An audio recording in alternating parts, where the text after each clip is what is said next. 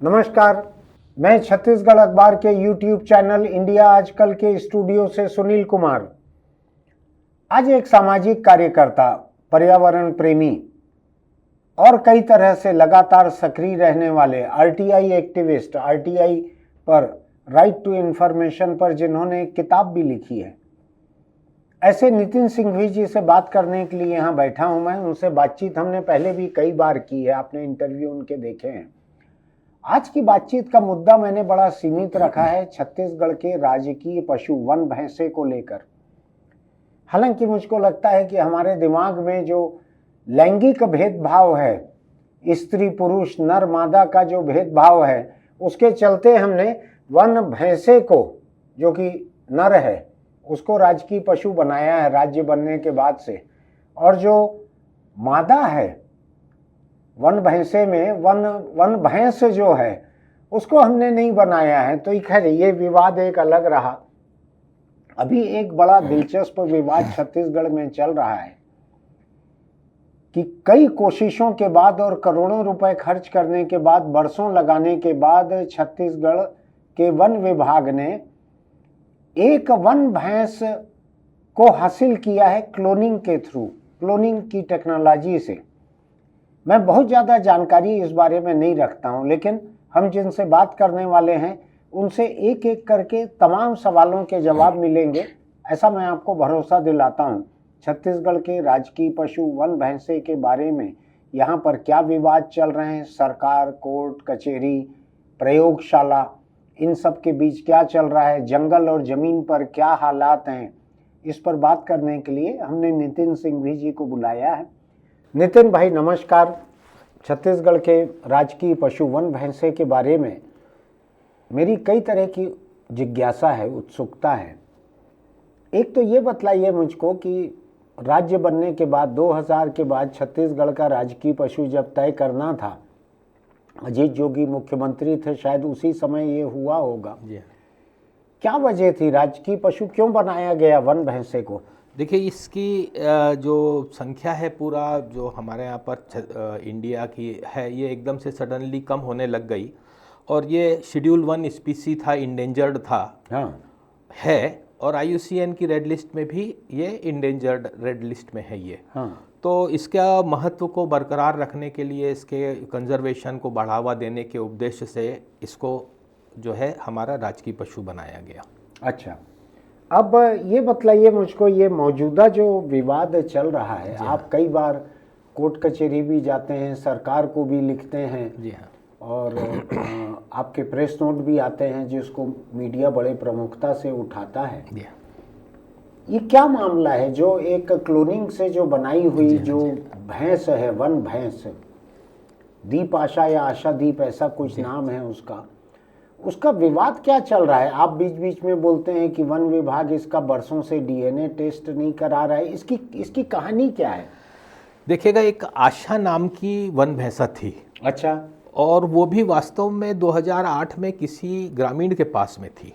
हाँ। और वो वन भैंसा समान दिखती थी। हाँ। उसको वन विभाग लेकर के आ गया। इनके पास में ये हो गया था प्रॉब्लम कि इनके पास मेल ही बचे थे सब। हाँ। फीमेल नहीं बची थी। हाँ। तो इन्होंने उसको लेके आ गए। हाँ। ये एक अलग बात है कि वन आशा भी जो है प्योर थी कि नहीं थी। हाँ। मेरे हिसाब से वो भी प्योर नहीं थी, पर हम मानते हैं वन विभाग के दावे प्योर को। का मतलब ये है कि DNA टेस्ट में उसकी प्योरिटी। वन भैंस या भैंसा और जो घरेलू, जी, जो डेयरी के लिए जो गांव में, शहर में जो भैंस यूज होती है, जिसका दूध डेयरी में यूज होता है, इन दोनों के क्रॉस को आप मिला जुला बोल रहे हैं? नहीं जी, नहीं। वन भैंसा का DNA इंटायरली डिफरेंट रहेगा और हमारे जो डोमेस्टिक कैटल हैं भैंसा, उसका अलग रहेगा। तो उससे कुछ नहीं था। पर चूंकि उदंती सीता नदी में बहुत सारे वन भैंसे थे, खुले घूमते थे और कैटल्स भी जंगल जाते थे। तो मीटिंग हो जाती थी और उससे बच्चे होते थे। अच्छा। वो क्रॉस ब्रीड बच्चे कहला सकते हैं। उनको हाइब्रिड भी बोला जा सकता है। तो आशा भी वैसी ही रही होगी, पर चूंकि वन विभाग दावा करता है कि वो प्योर वाइल्ड फेलो थी DNA वाइज, तो हम मान लेते हैं। अच्छा। तो उनका दावा जो है किसी डीएनए टेस्ट पर आधारित हाँ, उनके था? डीएनए टेस्ट पे आधारित है, पर वही डीएनए टेस्ट की रिपोर्ट में कंक्लूजन नहीं दिया हुआ है। अच्छा। उनके कुछ पैरामीटर्स स्टैंडर्ड्स रहते हैं, वो लिखे हुए हैं। पर मैंने जहाँ तक के थंब रूल से एक जने से जानकार से हासिल की थी, तो वो 75% करीबन थी। अच्छा। प्योर। हम मानते हैं कि उसको 100%। 2008 में ग्रामीण से उसको पकड़ के लाए, जबरदस्ती कुछ दिया, बड़ा विवाद भी हुआ, ग्रामीणों ने विरोध भी किया, घेराव भी किया, और वो वहाँ पर हमारी भैंस खोल के कैसे ले जा रहे हो ऐसा? जी हाँ, वैसा ही हुआ। हाँ। और ये जबरदस्ती लेकर के आए। हाँ। और क्योंकि उनके पास जबरदस्ती यानी पैसा तो दिया होगा ना, मुआवजा? मेरे ख्याल से मुआवजा तो बाद में दिया ही होगा। हाँ। भैंस का पैसा ही तो लेगा, उसको क्लोनिंग करके देने थोड़ी बोलेंगे। वैसा नहीं। हाँ, तो उससे फिर आशा से फिर इन्होंने, और जो इनके पास में वाइल्ड बफेलो थे, उनसे बच्चे पैदा कराए। हाँ। तो लाइन से सब जो है मेल होते गए। हाँ। अच्छा। उसके 5 बच्चे मेल हुए। हाँ, इंसान रहते तो भारी खुश हो जाते कि बेटे ही बेटे हो रहे हैं घर में। कैटल्स के साथ में क्या है कि हम ये जो है बेटों पे पैदा होने खुश नहीं होते। मादा अगर गाय पैदा होगी, हाँ, तो सब खुश होंगे, दूध मिलेगा। ये हाँ। मानव और हमारे जो कैटल्स हैं, इसमें फर्क है। यानी वो जिनको जानवर कहते हैं हम, जी हाँ, वो अधिक सभ्य हैं अपने आप में। उनके यहाँ बुरा नहीं माने कि बेटा हो गया, बेटी हो गया। इंसान फर्क करता है, अपने घर में बेटा चाहिए लेकिन डेयरी में बेटी चाहिए, गाय भैंस की बेटी चाहिए, अपना खुद का बेटा चाहिए। ऐसे ही है ना? जी हाँ जी। तो वैसे ही हमारे साथ भी हुआ कि इन आशा के सब लाइन से मेल हो गए। एक फीमेल हुई थी। अच्छा। वो फीमेल का भी एक बच्चा हुआ, वो भी मेल हुआ, और अनटाइमली उस फीमेल की डेथ हो गई। अरे! अब इनके पास में उससे पहले ही, उस जो फीमेल हुई उससे पहले ही इनके दिमाग में आया कि हमारे को अब आशा की क्लोनिंग करा लेनी चाहिए। तो इन्होंने जो है उसका एक सेल कल्चर रहता है, उसको निकाला। और सोमेटिक सेल कल्चर रहता है ये। और नेशनल डेयरी रिसर्च इंस्टीट्यूट है करनाल में, वहाँ पर भिजवाया गया। और जैसा कि नाम से जाहिर है कि डेयरी का है, ये वाइल्ड लाइफ का नहीं है, लेकिन वो क्लोनिंग करने के लिए सक्षम थे।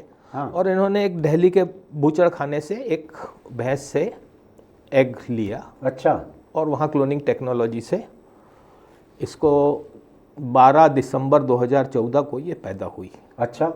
करनाल में। और ऑब्वियसली वहाँ पर जब ये आशा की बेटी कहलाई है? ये आशा की बेटी दीप आशा। अच्छा, दीप आशा। हाँ, इससे और आशा जाग गई। अच्छा। उसका नाम भी आशा इसीलिए रखे थे कि उससे आशा थी कि भाई हमको उसके बच्चे होंगे। नाम वैसा रखने से हो सकता है कुछ आगे बढ़े मामला। अब वो वहाँ पर रही और 4 साल की वहाँ पर रही। 4 साल बड़ी प्रोटेक्शन में रही। कहाँ? करनाल में? करनाल में। हाँ। और उस वक्त में वो वहाँ पर डोमेस्टिक एनिमल्स के साथ में रही वहाँ, क्योंकि वाइल्ड बफेलो तो हो नहीं सकता है। तो वो डोमेस्टिक कैटल्स के साथ में जो करनाल इंस्टीट्यूट में थे उनके साथ में रही। और 2018 में लेकर के आए इसका। तो इनको समझ में तो सभी आ गया था कि क्या किया, कि गड़बड़ हो गया है ऐसा। हाँ, सबको समझ में आ गया नहीं, था। उसमें गड़बड़ क्या हुआ था? उसका जो है देखिएगा कि जो वन भैंसा रहता है, कि आप फोटो भी यहाँ पर दर्शकों को दिखाएंगे, उसके सींग ऐसे बड़े रहते हैं।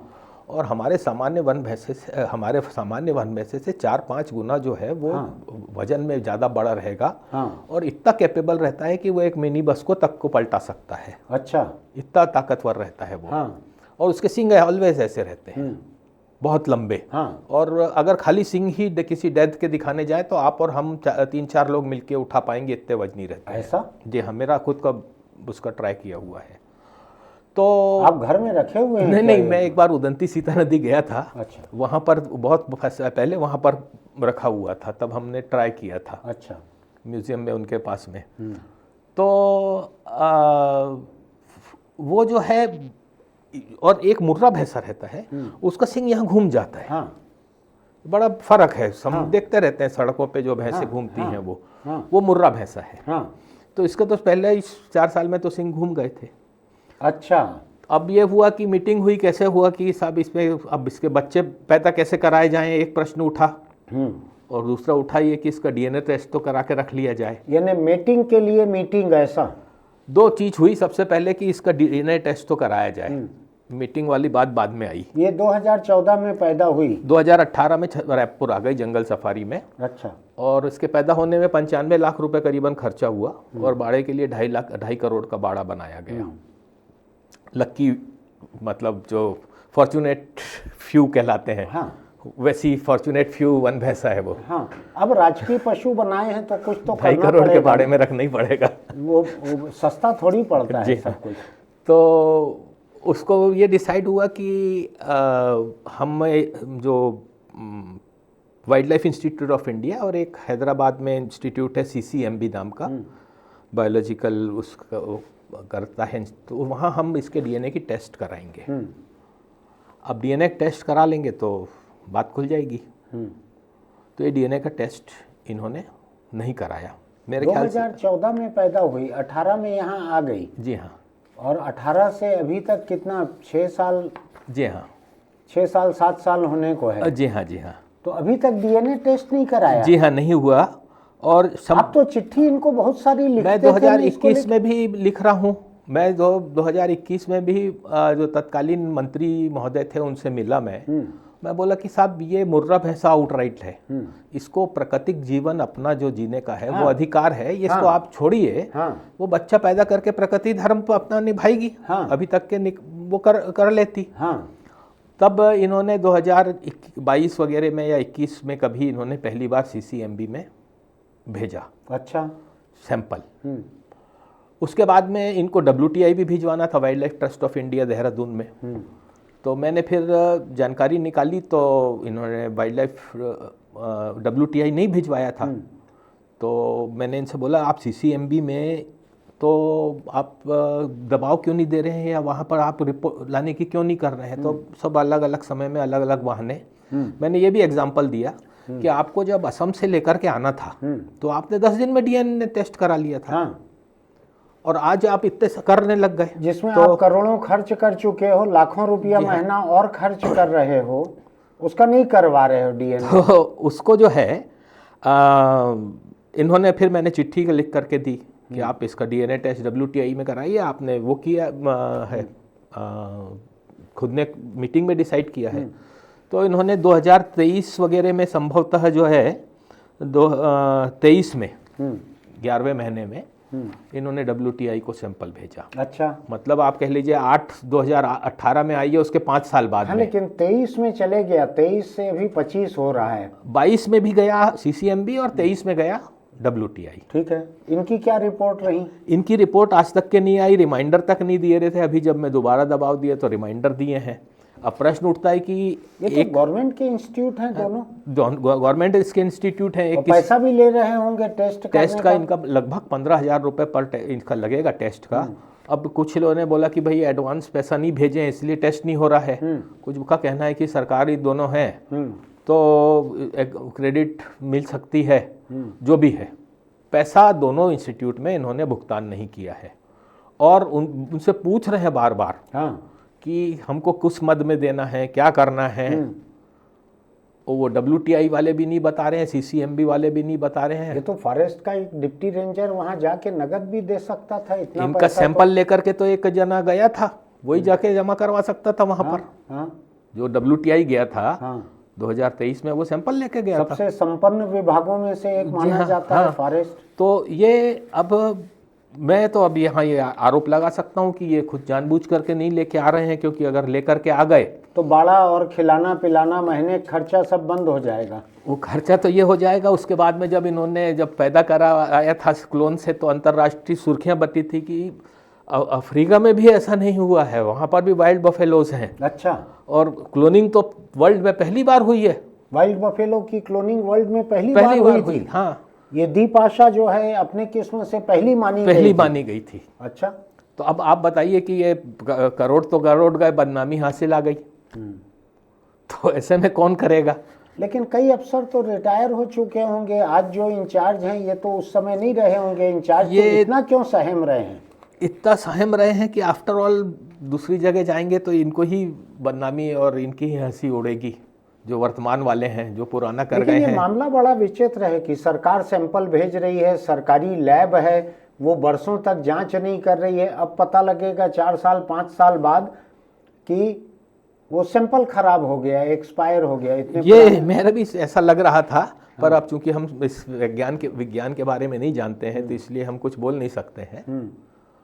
और दूसरा इसमें बड़ा एक इंटरेस्टिंग पहलू हुआ क्या कि ये इसकी डीएनए सैंपलिंग तो ड्यू पड़ी ही रही है आज तक के। हाँ अब प्रश्न उठा हुआ कि 5-6 साल बाद में प्रश्न उठा है कि दीप आशा को से बच्चे कैसे पैदा कराएं। हाँ तो ये हुआ साहब कि ये तो जू में है। हाँ और यहाँ एक ब्रीडिंग सेंटर घोषित है हाँ जू के अंदर में। तो एक प्रस्ताव भेजा गया कि वाइल्ड बफेलो से मीटिंग करवाई जाए। हाँ, इसको ये बोला जाए कि भाई इसको हम यूएसटीआर भिजवा देते हैं। तो इन्होंने सीजेडए को प्रस्ताव भेजा। उन्होंने बोला कि साहब ये तो बड़ी डेलिकेट है और इसको यूएसटीआर में जाएंगे तो वहाँ पर ये कुछ बीमारी भी लेके आ सकती है और इसको चोट भी लग सकती है मीटिंग के दौरान। हाँ, और उनके वो तो प्रोन रहते हैं, जो बहुत सारे वायरस जो है नेचुरल जो एनिमल्स रहते हैं, वाइल्ड एनिमल्स वो कैरी करते हैं। हाँ तो उन्होंने मना कर दिया। हाँ फिर दूसरा प्रस्ताव आया कि एक काम करते हैं कि वहाँ से लेकर के आ जाते हैं, इनके पास में जो सो कॉल्ड है मेल बफेलो ले आते हैं। मेल बफेलो को लेके आ जाते हैं। तो इन्होंने बहुत सारे हो गए थे इनके पास में मेल हाँ जो आशा के भी थे और सब थे। हाँ उनको लेके आते हैं। तो सीजेड ने बोला कि ये तो हमारे रूल्स अलाउ नहीं करते कि जू में जो है वाइल्ड बफेलो को लेके जाएं, जो कि वाइल्ड को लेकर के आए मीटिंग के लिए। दोनों खत्म हो गया। फिर अब आया कि साहब हम इसका सीमेन एक्सट्रैक्ट कराते हैं। अच्छा, आर्टिफिशियल इंसेमिनेशन के लिए। तो उसके लिए इन्होंने एक क्यूट कहलाता है जो जिसमें खड़ा करते हैं, उसके लिए सीसीएमबी से सहयोग लिया। वो 2 लाख रुपए का वो खरीदे भी हैं। अब प्रश्न उठेगा कि उसके लिए बड़ा मेहनत का काम है कि उनके लिए ट्रेनिंग देनी पड़ेगी, सब करना पड़ेगा। इस बीच में एक नया जो है और बड़ा मामला उजागर हो गया। क्या? वो ये हो गया कि इनके पास में जितने वहाँ पर थे 15-17 मेल, सब जानवर, मेल भी थे 10-12 जो मेल थे और फीमेल भी। छोटू नामक एक जो है वो अभी 25-26 साल का है, ऑलमोस्ट ब्लाइंड है। मेल? हाँ, मेल वाइल्ड बफेलो छोटू वो ब्लाइंड है, ऑलमोस्ट ब्लाइंड है। हाँ। और वो जो है अकेला प्योर बचा हुआ है। अच्छा, बाकी सब हम हाइब्रिड बोलते हैं।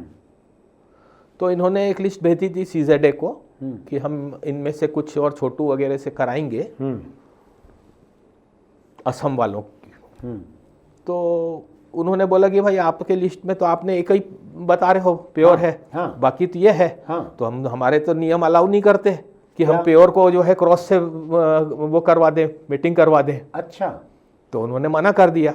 अब इनके पास छोटू बचा। क्रॉस किसको मान रहे थे? दीप आशा को? नहीं, जो यूएसटीआर में रखे हुए दीप आशा तो भी क्रॉस है ही नहीं। दीप आशा तो डीएनए ही नहीं आया।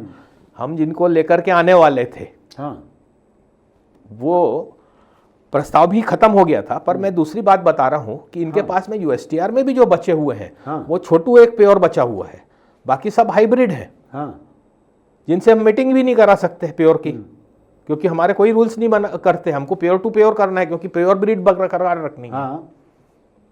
तो अब दीप आशा की मीटिंग हम किससे करवाएंगे अगर ये प्योर निकल जाती है? जो छोटू है बाहर उसको ला नहीं सकते, वो एज्ड है। लेकिन आप बतला रहे हैं कि उसका सीमेन निकालकर आर्टिफिशियल इंसेमिनेशन से इसको प्रेग्नेंट कर सकते थे। अब जो इनके पास टेक्नोलॉजी जो मेरे समझ में आया है, ये अगर सीमेन एक्सट्रैक्ट करने जाएंगे किसी भी तरीके से तो उसी इस एज में ये संभव नहीं है उसका सीमेन एक्सट्रैक्ट कराना। वो बुजुर्ग हो गया है, मतलब अब ही हैज कंप्लीटेड, उसकी एज कंप्लीट हो गई है। कैप्टिविटी में ये 26 से 28 साल 29 साल, बहुत आप इंजेक्शन लगा के रखोगे 30 साल रह जाएगा। घर के बूढ़े जैसा ज्यादा ख्याल रख लेंगे तो और 1-2 साल। जी हाँ, बस वैसा ही हो गया है। आज के आल औलाद जिस तरह से माँ बाप को रखते हैं उस हिसाब से चल बसना था उसको। हाँ।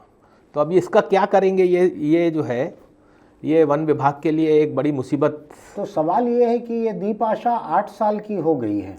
नहीं, 10 साल की हो गई है अभी 12 दिसंबर 2024 को 10 साल। तो ये भैंस लोगों की जो उम्र है, जो लाइफ साइकिल है, उसके हिसाब से ये बरसों पहले एडल्ट हो चुकी है। जी हाँ, और उसको अभी तक देह सुख हासिल नहीं हुआ है। बिल्कुल उसमें वो प्राकृतिक धर्म अपना नहीं निभा पाई है। ये सरकार के नियम कायदे इंतजाम इन्हीं की वजह से, ये सब अधिकारियों की अदूरदर्शिता कारण से। जब आप पहले दिन क्लोनिंग कराने जा रहे थे तभी आपको प्लानिंग होना चाहिए था कि बस मेरे पास में कितने प्योर हैं, कितने इनके इम्प्योर हैं, मैं किससे क्रॉस कराऊंगा, सीजेडे जू में ला पाऊंगा कि नहीं ला पाऊंगा, या जू के जानवर को जंगल भेज पाऊंगा। एक चीज समझ में नहीं आ रहा है कि सरकार के जो नियम ये कहते हैं कि जो शुद्ध वन भैंसा है उसका सीमेन या उससे मीटिंग करवाना किसी डाउटफुल या किसी हाइब्रिड को, क्रॉस ब्रीड को, ये नियमों में नहीं है। ऐसा ही कह रहे हैं आप? जी हाँ, मैं ये कह रहा हूँ कि तो अब अगर मान लीजिए उसका डीएनए टेस्ट हुआ ही नहीं है इतने साल में, जी हाँ, और मान लीजिए उसको प्रेग्नेंट करते हैं इस सीमेन से जो प्योर है, जी हाँ, उससे उसको प्रेग्नेंट करते हैं, हाँ, तो जो उससे बच्चे हो सकते हैं, होंगे, जी हाँ, वो भी तो कैप्टिविटी में रहेंगे, वहीं पे रहेंगे जी भीतर। हाँ, तो उसमें कोई दिक्कत थोड़ी है, वैसे ही गांव भरे पड़े हैं उनसे, क्रॉस ब्रीड से। जी हाँ, तो नियम रोकता क्यों है?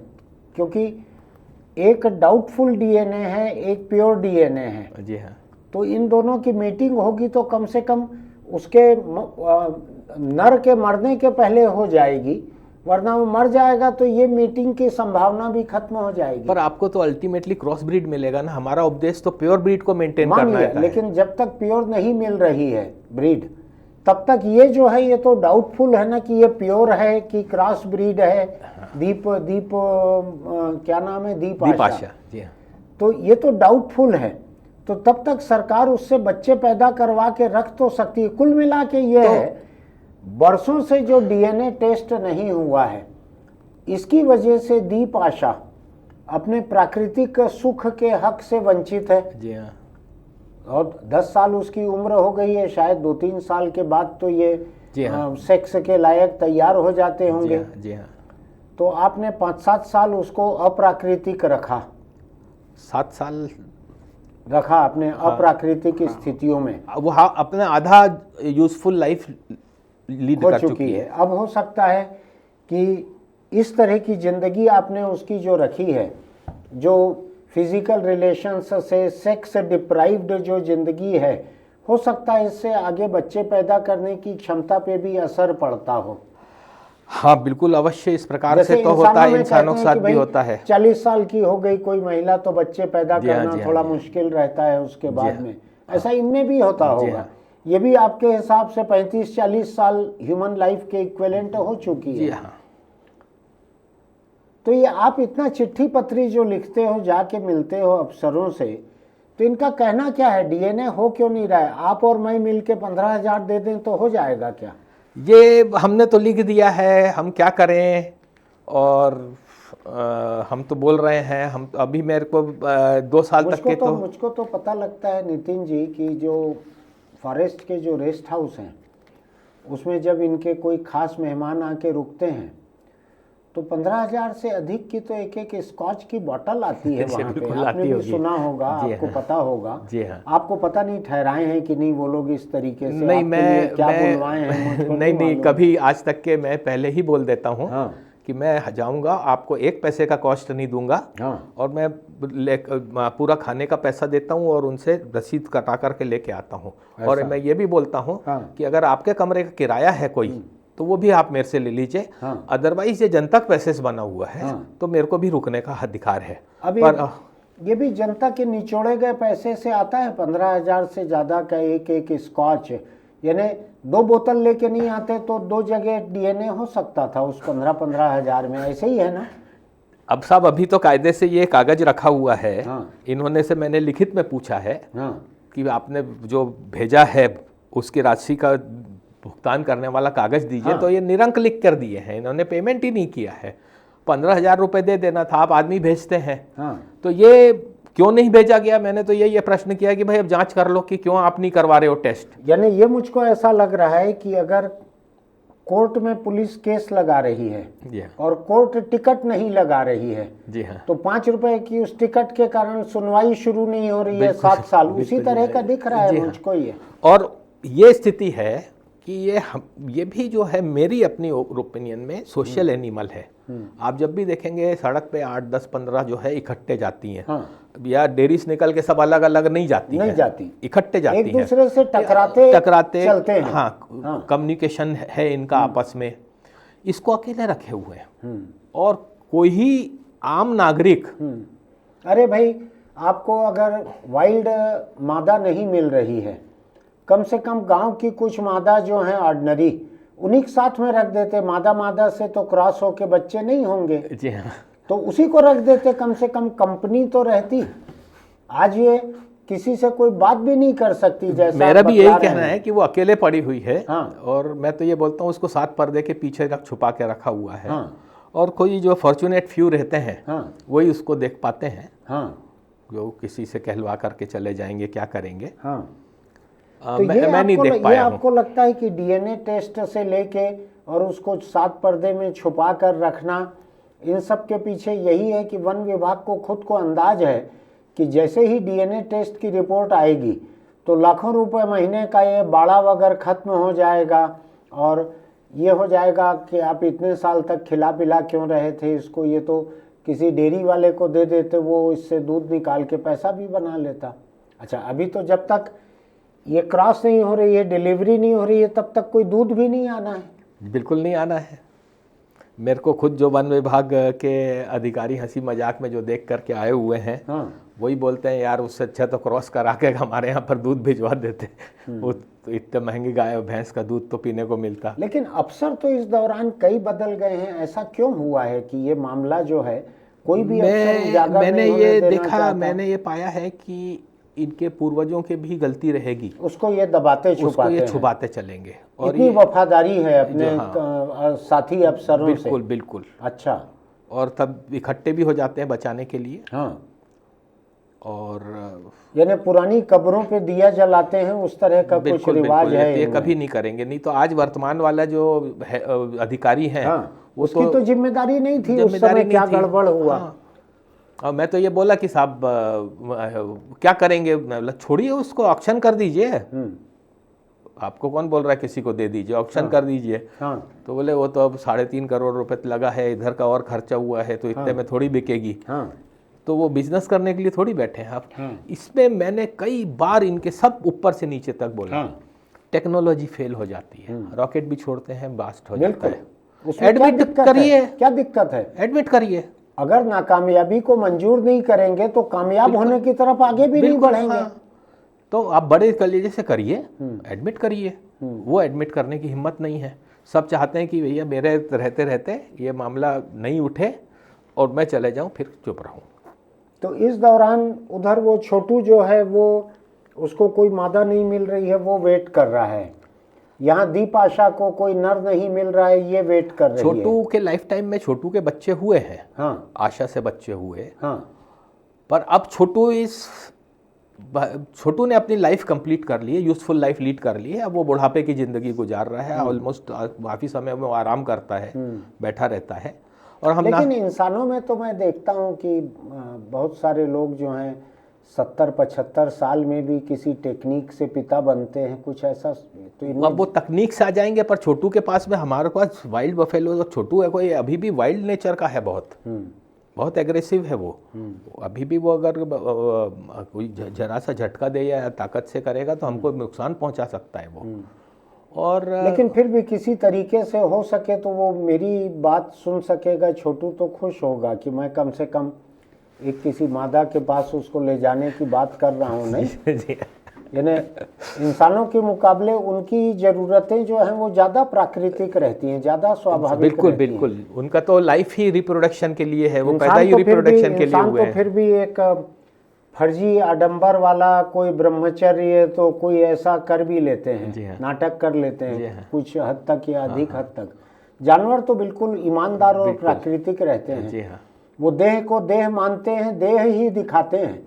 वो किसी को झांसा दे के सेक्स नहीं करते वो। जी हाँ, उनको वो पैदा प्रकृति ने उनको रिप्रोडक्शन के लिए और खाने के लिए पैदा किया है। खाइए, रिप्रोडक्शन करिए। हाँ, और वही काम करते हैं उनको। और तीसरा काम चाहे तो उसको दे भी दो अपने बदन को, वो खा ले। हाँ, वो तीसरा काम वो हमने पैदा किया है। हमने पैदा किया है। हाँ, बाकी वो दूसरे प्रीडेटर्स खा लेंगे, वो प्रकृति साइकिल चलाती है। तो ये तो बड़ा गड़बड़ मामला है नितिन भाई। आपने इतने बार कहा अफसरों को ये किया, और सरकार डीएनए के लिए पैसा नहीं भेज रही है 2 लैब को 15-15 हज़ार रुपया का। मुझको लगता है कि ये किसी एक फॉरेस्ट गार्ड को ये जिम्मा दे दिया जाए कि ये 30,000 रुपया भेजना है 2 लैब में, तो मेरे ख्याल से चेक पोस्ट पे निकलने वाली 5-7 गाड़ियों से ही वो 30,000 भिजवा देगा। नहीं लगता आपको? पैसा तो साहब कहीं कमी नहीं है। ये तो अधिकारी बोलते हैं कि वाइल्ड लाइफ वाले आप हम काम, हमारे पास में बहुत पैसा है, हमसे पैसा मांगे तो क्या काम करने का है, और यही नहीं कर रहे हैं। मैं सिर्फ एक ही चीज़ पूछना चाहता हूँ आपके चैनल के माध्यम से कि असम से 2 बार आप वन भैंसा लेकर के आए, दोनों बार आपने 10-10 दिनों में डीएनए टेस्ट करा लिया। हाँ। तो ये इसका क्या अपराध है? सिर्फ इतना बता दें, दीपाशा का क्या अपराध है? कि आप 10 साल हो गए हैं उसका नहीं कराया। आपको तो कायदे से करनाल में जब वो पैदा हुई उसी वक्त में करा लेना चाहिए था। क्यों नहीं कराए उसको? वो तो उस समय लैब कंडीशंस में, वो तो वहाँ कंट्रोल्ड कंडीशंस में थी, सब थी। हाँ। WTI करनाल के बाजू में है, वहीं भेज के बजा देते, आने जाने खर्चा भी बचता। 2 व्हीलर पे कोई छोड़ के आ जाता सैंपल। गजब की बात है ये तो। आपके हिसाब से अभी छत्तीसगढ़ में कोई भी ऑथेंटिक वन भैंस नहीं है? Chhattisgarh central India gene pool की कोई भी नहीं है। हाँ। इंद्रावती टाइगर रिजर्व में हाँ। लगभग 22-24 के झुंड घूमते हैं अलग अलग। हाँ। पर वो गढ़चिरौली में ज़्यादा रहते हैं। हाँ। और इंद्रावती पार करके छत्तीसगढ़ आना जाना करते हैं। हाँ। इसलिए हमारे छत्तीसगढ़ के वन विभाग के अधिकारी दावा करते हैं कि वो हमारे हैं। जो भी है वहाँ पर उन्होंने तो इन वन भैंसों के लिए एक कंजर्वेशन रिजर्व भी घोषित कर रखा है। तालाब, घास, ये वो ऐसा नहीं, एक प्रावधान है कंजर्वेशन रिजर्व घोषित करने का वाइल्ड लाइफ प्रोटेक्शन एक्ट में। हाँ। और कोला मार्का ऐसा कुछ उन्होंने एक घोषित कर रखा है गढ़चिरौली में। अच्छा। इन्हीं को प्रोटेक्ट करने के लिए उधर किया है महाराष्ट्र जी में? हाँ। छत्तीसगढ़ में नहीं है? नहीं है, छत्तीसगढ़ में नहीं किया है। हाँ। वो है एक, वहाँ पर प्योर है, अनडाउटली प्योर है वो। हाँ। और उनका छत्तीसगढ़ आना जाना भी है? जी हाँ। अच्छा। अब फोटो भी खींचे हैं, पर मेरी जानकारी में अधिकतर वो महाराष्ट्र में रहते हैं। हाँ। दूसरा बचा हमारे सेंट्रल इंडिया के। हाँ। ये सेंट्रल इंडिया के जो है इसमें अब प्योर का ब्रीड का एक बचा हुआ है USTR में, छोटू। हाँ। दीपाशा जो है, आप छोटू के बूढ़े कंधों पे बहुत भारी जिम्मेदारी डाल रहे हैं। उतना अभी छोटू के ऊपर तो पूरा दरबोदार है। छोटू का अगर नहीं रहेगा हाँ। तो फिर जीन पूल बढ़ाने का नहीं है कोई, सेंट्रल इंडिया के जीन पूल बढ़ाने और ये का। जीन पूल आपके हिसाब से साइंटिफिकली अलग जीन पूल है ये? अब एक असम के हैं। हाँ। तो असम के भी ये लेकर के आए हैं कि दोनों वाइल्ड बफेलो हैं। हाँ। पर असम के जो डीएनए रिपोर्ट में लिखा हुआ है कि ज्योग्राफिकली डिफरेंस आ रहा है। तो ये हुआ था कि भाई ठीक है, जब आपके खत्म हो रहे हैं तो फाउंडर पॉपुलेशन के रूप में आप उनको लेकर आइए। हाँ। और यहाँ के प्योर वालों से फाउंडर पॉपुलेशन को क्रॉस करा के आप अपनी पॉपुलेशन बढ़ा लीजिए। कुछ है ही नहीं हमारे छोटू पास। बचा हुआ है अकेला। अब ये सब कहानी करने की बात है कि हम इंद्रावती से भी पकड़ के ले आएंगे। हाँ। सब पकड़ के ले आएंगे। हाँ। अब इंद्रावती से जो है भी एक जना बता रहा था कि इंद्रावती सब जो है लेफ्ट विंग की जो समस्या खत्म हो जाएगी, तब हम लेकर के आ जाएंगे वहां से। हाँ, ये इंद्रावती से सीता नदी ले आएंगे। हाँ, यहाँ कराएंगे छत्तीसगढ़ के भीतर। पर ये सब जो है इनको बड़ा कठिन काम है, और ये लोग लाके कैद रखने का कैद में रखते हैं। एक वाइल्ड शेड्यूल 1 एनिमल को हम कैद में नहीं रख सकते। इंद्रावती से ला करके हम उसको कोई बाड़े में कैप्चर करके नहीं रख सकते। नहीं, लेकिन खुले में अगर सीता नदी में छोड़ देंगे। पहली बात तो जो वन अधिकारी बात करते हैं उनसे मेरा निवेदन है कि वो एक बार USTR को अच्छे से घूम के आ जाए। USTR अब कतई रूप से जो है USTR नहीं बचा। इतने गांव बस गए हैं, इतना वहां पर आबादी बस गई है, और इतना कन्फ्लिक्ट हो गया है, जंगल अंदर पूरा खाली हो गया है। अब वो वाइल्ड बफेलोस के लिए भी नहीं है। अभी जो हाइब्रिड थे जो हमने पकड़ पकड़ के रखे हुए थे गांव से, हम पिछले 10 साल से लेकर के आए। 13-14 से लेकर के अभी पिछले साल तक के 2.5 करोड़ रुपए उन पे खर्चा किए। आपके घर में एक बड़ा मेरे को दिखा कि ये बड़ा सिंग वाला है, तो आपसे खरीद के लिए आया मैं समिति के माध्यम से 10-15 हज़ार में। अच्छा। बाड़े में रख लिया, अलग से बाड़े बनाए, ऐसे 17-18 हो गए। हाँ। अब जब ये फाइनली सीजेड बोला कि ये तो आपके कोई काम के ही नहीं है, तो हाइब्रिड हैं, हाँ। इनसे क्या क्रॉस कराओगे। हाँ। तो फिर इनको आई संविधान की याद की, 41A में ऐसा लिखा हुआ है और 51A में ये जी में ये लिखा है और उसको छोड़ देना चाहिए। फिर पता लगा कि वो छोड़ दिए हैं। तो मैंने पूछा तो बोले छोड़े नहीं हैं, वो टुकड़े टुकड़े में भाग गए। तो टुकड़े टुकड़े में तो कभी नहीं वो अगर आप पहले रोज भाग जाएंगे तो आप तो बाड़े को इतना मजबूत कर देंगे कि सेकंड पार्ट भागेगा ही नहीं। बिल्कुल। वो पूरे के पूरे भाग गए। छोटू के साथ में 2 और बचे वहां पर। एक प्रिंस, वो है कंप्लीटली ब्लाइंड, वो नहीं है, तो वो दूसरी जगह बाड़े में भी रहता है। और एक आनंद है, उसको चोट वोट लगी हुई थी तो वो नहीं हुआ, बाकी सब भाग गए। और जंगल में वो बढ़िया घूम रहे हैं, बहुत बढ़िया मजे से, हाइब्रिड वाले। उनके सींग वगैरह भी बड़े हैं। अब वो क्रॉप का नुकसान करने लग गए ग्रामीणों की। तो ग्रामीणों ने बोला कि हमारे को तो पैसा दो। अब पैसा तो हमारे यहाँ प्रावधान ही नहीं है। वाइल्ड अगर एनिमल क्रॉप लॉस करेगा, अच्छा, तब तो हम तो दे सकते हैं। हाँ, पर ये हाइब्रिड हो गया, लेकिन ये क्रॉस ब्रीड हो गया तो इसका नहीं होगा। अच्छा। तो अब ग्रामीण बड़ा वहां पर प्रदर्शन करने लग गए। हाँ। वन विभाग कुछ नहीं किया। ये इंसान और जानवर, इसका टकराव जो है उसका एक नया एंगल आ गया सरकार के रूल्स से और हाइब्रिड से। हाँ, वो बेचारे हाइब्रिड वालों की गलती क्या है मेरे समझ में नहीं आ रही कि उनके माता पिता ने एक ने प्योर ब्रीड और एक ने जो है लोकल, वो जो उन्होंने मेटिंग करी तो ये हो गए हैं। और इनको अब बहुत लंबे समय तक कैद करके रखा गया, खाना खिलाया और सब जो भी चारा वारा खिलाए। और इनको फिर एक दिन भाग जाने दिया। अच्छा। वो वहाँ पर घूम रहे। उनके फोटोग्राफ्स भी हैं। उनकी मॉनिटरिंग करते थे। अब वो खाने लग गए फसल। तो गांव वाले नाराज हुए कि क्रॉप कंपनसेशन दीजिए, ये अंदर करिए, कुछ नहीं करे। चिट्ठीबाजी चालू हुई, क्या करना है। तो इसके बाद में गांव वालों ने डंडा मारा और सबको वापस उस बाड़े में अंदर कर दिया। ये जितने वाइल्ड बफेलो के नाम पे इन्होंने इकट्ठा किए थे क्रॉस ब्रीड, जी हाँ, उनको गांव वालों ने ही उस बाड़े में ले जाके कर दिया। और एक प्योर वाइल्ड बफेलो को एक डंडा तो मार के दिखाते हैं, ऐसा ना। हाँ, तो इनको सबसे मालूम था कि ये वाइल्ड बफेलो नहीं है। खाली ये आपको कई बार मिला रहते तो गांव वाले बाड़े में ला ही नहीं पाते, हिम्मत नहीं है। तो वाइल्ड में वो अगर वो वाइल्ड नेचर है तो वो तो अगर ऐसे अभी किस्से हैं कि वो तो एक मेरे को बहुत अच्छे से याद है कि एक फॉरेस्ट ऑफिसर, सीनियर ऑफिसर को वाइल्ड बफेलो मारा था उदंती नदी में, संभवतः शायद IFAC था। और एक पत्रकार फोटो क्लिक कर रहा था, बहुत पुरानी बात है, 80 से पहले की।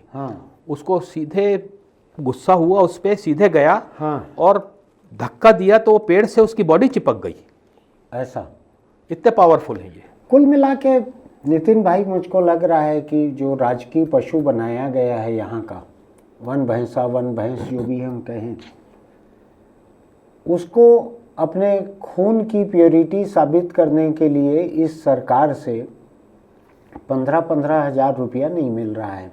एक दूसरा, ये केवल 1 साल की विष्णुदेव सरकार की बात नहीं है, ये पिछली कांग्रेस के भूपेश बघेल सरकार के भी कई साल इसी में गुजरे। तो भूपेश बघेल सरकार भी नहीं दे पाई 15-15 हज़ार रुपया, 30 हज़ार टोटल था, नहीं दे पाए वो लोग किसी को भी बोल देते, ढेबर टुटेजा इनमें से सौम्या किसी को बोल देते, 30 हज़ार रुपया तो कोई भी भेज सकता था, नहीं लगता आपको?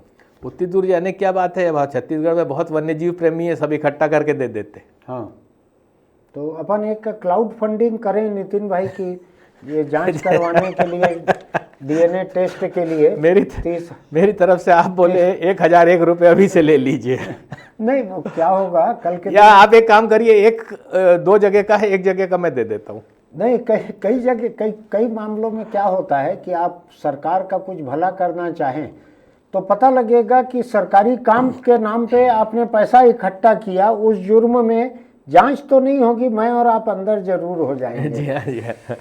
चलिए, बड़ी दिलचस्प बात हाँ, और एक मैं लास्ट में और बोलूँगा कि हमारा सेंट्रल इंडिया का ख़त्म होने वाला है और उसकी याद में अभी से ही स्टैचू खड़ी कर दी गई है। ऐसा जो रायपुर में जो वन भैंसे की स्टैचू बनाई जा रही है वो नहीं, हाँ, एक राजीव वन में, राजीव स्मृति वन में बना के पहले से ही रखे हुए हैं। पहले से रख दिए जी हाँ, कि अब सिर्फ स्मृतियां शेष हैं। इस बस वैसे ही उसमें लिख देंगे जब बचेगा तब। चंदन की एक माला कर्नाटक से बुला के लगा जी देंगे। हाँ, जी हाँ। ये बात बहुत भयानक है। आप समझिए इस बात को, जिसको राजकीय पशु बनाया गया है और जिसके वंश को आगे बढ़ाने के लिए करोड़ों रुपए खर्च किए गए, करोड़ों रुपए बरसों लगाए गए। ये खबरें छापते छापते हम थक गए थे कि बच्ची पैदा हुई है, ये हुआ है, अब उसको लेके आएंगे, अब उसको लेके आए हैं, उसकी तस्वीरें चारों तरफ फैलते रही। लेकिन नतीजा ये है कि वो उसका रक्त शुद्ध है या नहीं है, वो पूरी तरह से वन भैंस है या नहीं है, इसको साबित करने के लिए जो वैज्ञानिक जांच है उसमें सरकारी लैब के लिए 15-15 हजार रुपये वन विभाग ने बरसों में अभी तक नहीं भेजे। मुझको लगता है न भेजने की एक वजह ये भी है, यही अगर किसी प्राइवेट लैब में होता और 15-15 लाख रुपए या 1.5 करोड़ रुपए अगर लगता डीएनए जांच का, तो शायद वन विभाग में इसका उत्साह अधिक रहता इसको करवाने का। जो भी चीज़ इतनी सस्ती है उसमें वन विभाग जो है अपनी शान के खिलाफ समझता है। मैं जितना जानता हूँ फॉरेस्ट गार्ड भी 15,000 रुपये को हिकारत से और हेठी से ही देखता है।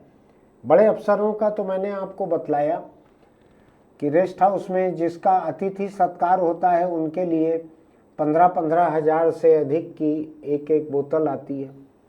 चलिए, आपको जानकारी देने के अलावा हम कुछ कर नहीं सकते। आज नितिन सिंघवी जी ने जो बातें बतलाई हैं इसमें से बहुत सारी बातें मेरी जानकारी में नहीं थी। मेरा ज्ञान तो बढ़ा है। अगर आपको अच्छा लगे तो हमारे इस YouTube चैनल इंडिया आजकल को सब्सक्राइब कीजिएगा, नोटिफिकेशन की बटन दबाइएगा, लाइक कीजिएगा, कमेंट कीजिएगा और लोगों को भेजिएगा इसको। अगर वो वन्य प्राणी प्रेमी न भी हो तो भी भेजिएगा। सरकार कैसे काम करती है, साइंस और टेक्नोलॉजी क्या है, रिप्रोडक्टिव सिस्टम क्या है, कई तरह की जानकारी लोगों की बढ़ेगी इससे। हम फिर मिलेंगे। चलते चलते एक छोटी सी सलाह, अगर आप बीड़ी सिगरेट गुटखा तम्बाकू का शौक रखते हैं तो छोड़ दीजिए। अभी जब मैं ये बोल रहा हूँ तो अमेरिका के कैलिफोर्निया में इतनी भयानक जंगल की आग लगी हुई है कि हॉलीवुड के बड़े बड़े फिल्म स्टार्स के बंगले जल गए हैं। और आग शुरू कैसे हुई होगी? शुरू किसी सिगरेट से, बीड़ी से, सिगार से हो सकता है ऐसे शुरू हुई हो, जो यहाँ तक पहुँची है। और अभी वहाँ पे तेज हवा चल रही है तो उससे अंधाधुंध फैली हुई है आग वहाँ की। तो ये तो एक खतरा रहता है बीड़ी सिगरेट से, लेकिन उसके अलावा मुंह, गले और फेफड़े को कैंसर का खतरा भी रहता है तंबाकू से। मैं बार बार आपको बोलता हूँ कि किसी भी कैंसर अस्पताल में आउटडोर पेशेंट ओपीडी जो रहता है वार्ड, उसको देख के आइए। वहाँ जो मरीज बैठे रहते हैं उनमें से देख लीजिए, आपको जब गाल कटा हुआ दिखेगा, गला कटा हुआ दिखेगा, कपड़ा बंधा हुआ दिखेगा मुंह पे, तो मान लीजिएगा कि ये तंबाकू की मेहरबानी से ऐसा हुआ है। छोड़ दीजिए तम्बाकू और लोगों को भी छोड़ने के लिए अनुरोध कीजिए। कहीं कोई आपके आसपास के लोग तम्बाकू खा पी रहे हैं तो उनको छोड़ने के लिए बोलिए। आप तो नितिन भाई तम्बाकू नहीं खाते पीते हो? जी नहीं, पक्का ना? पहले खाता था 15-20 साल पहले। हाँ, फिर मेरे बोलने की वजह से छोड़ा आपने? आप मान लीजिए, आपका तो बहुत बड़ा फॉलो करता हूँ मैं।